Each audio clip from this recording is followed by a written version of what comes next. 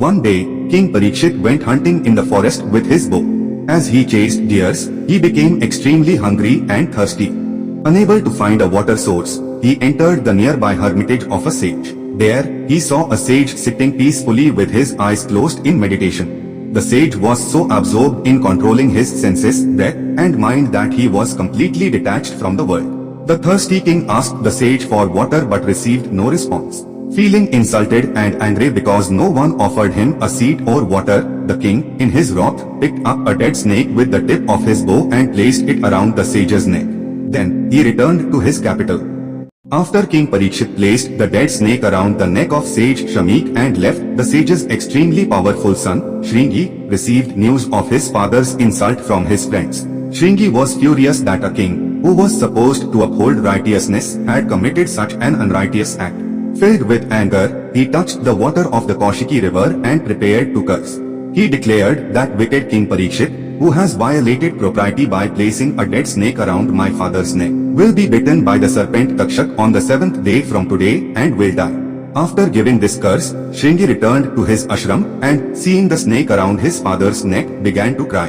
Hearing his son's cries, sage Shamik slowly opened his eyes, removed the snake, and asked Shringi why he was crying. Upon hearing about the curse, the sage was displeased.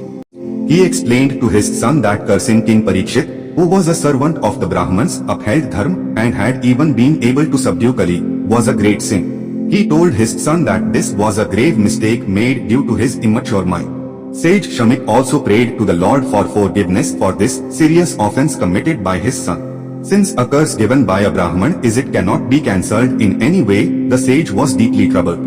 In this context, Sut Goswami says, generally the transcendentalists, even though engaged by others in the dualities of the material world, are not distressed, nor do they take pleasure in worldly things, for they are transcendentally engaged. After placing a dead snake around sage Shamik's neck, King Parikshit felt deep remorse and feared impending misfortune. Soon after, a student of the sage informed him of the curse that in 7 days, the serpent Takshak would burn him to death with its venom.